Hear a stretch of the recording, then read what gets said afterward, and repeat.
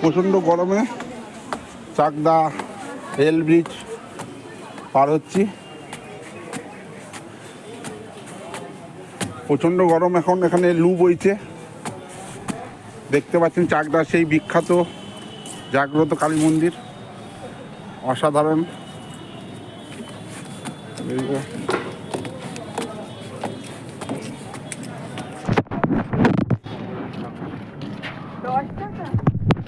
দেখুন উপর থেকে ভিডিওটা দেখাচ্ছি আপনাদের চাকদা স্টেশনের পুরো।